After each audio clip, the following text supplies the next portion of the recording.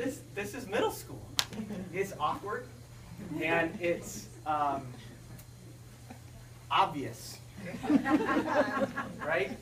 And that's one of the big differences that we see. They say that middle school is one of those times, early adolescence, young adolescence, that age of 10 to 15, where kids are changing the most they'll ever change, except for, of course, birth to 2. The difference is they know it, and they can see it, and they see it in their friends. And so we really had to do some learning to make sure that we understood. Even though we have junior high school kids, so we see this on a daily basis, we really needed to understand we're getting some younger kids.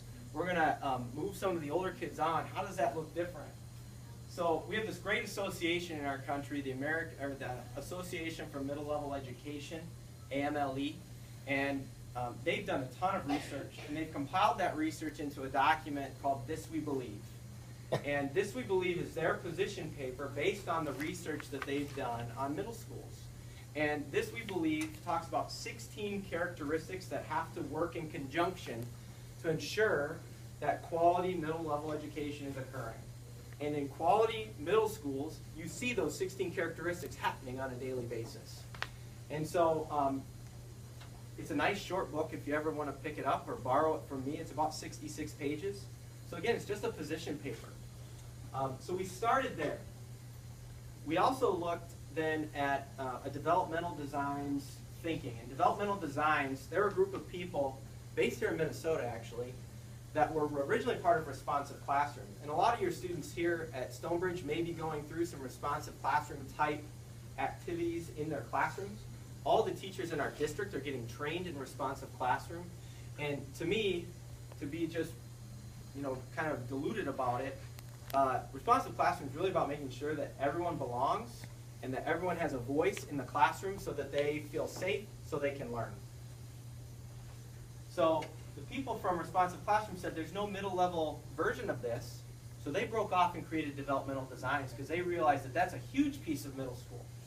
And this year at Stillwater Junior High School, we've implemented their advisory program, or we're implementing their advisory program, and we're starting down that path of trying to make sure that kids feel like their voice is heard, that they're seen for who they are right now, and that they have a safe place to talk about it, and they have an adult who cares about them in the building, whether that be their advisory teacher or not.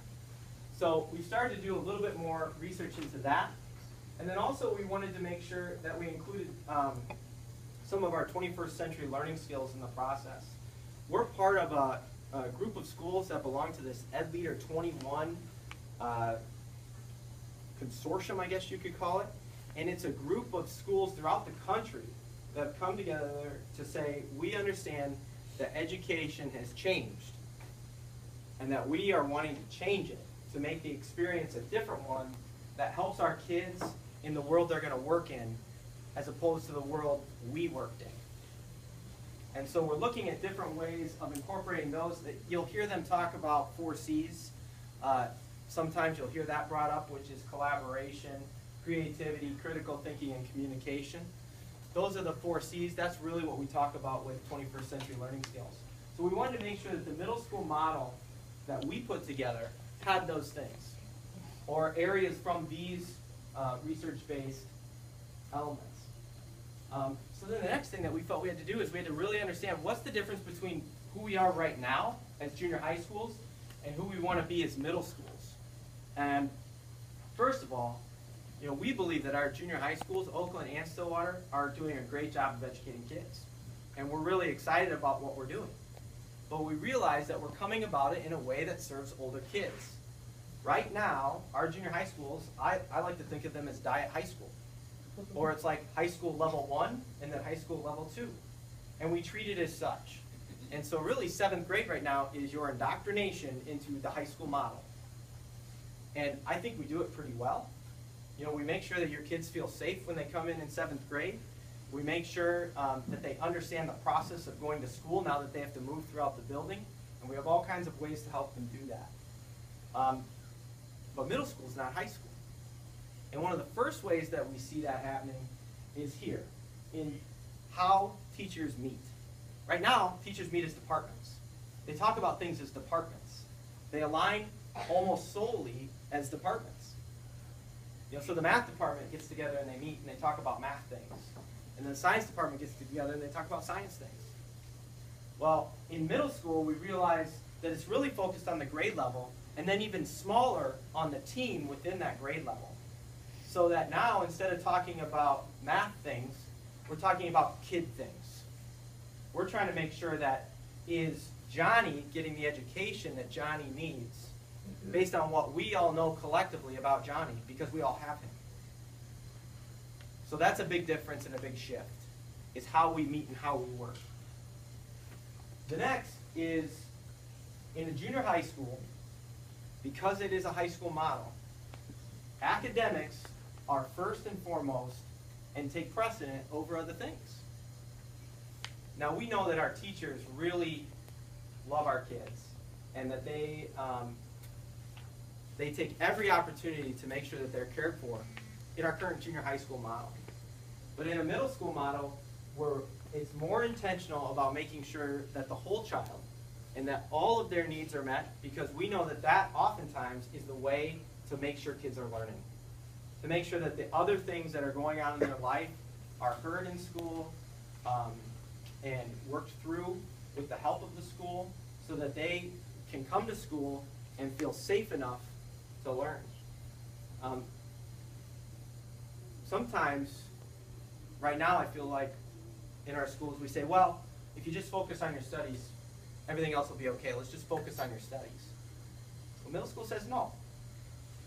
Middle school is saying we can't focus on our studies until we focus on you. And so that's what we want to do in our middle school. Finally, right now, in our junior high schools, math happens in math class, science happens in science class, music happens in music class. In a middle school model, there are interdisciplinary lessons where you're decompartmentalizing the education that kids get. One of my favorite examples, before I started doing this principal thing, I taught band. And one of my colleagues was an elementary band teacher, and so he would get the kids in 5th grade, they would come to band class, and they'd all had music since kindergarten in their elementary school.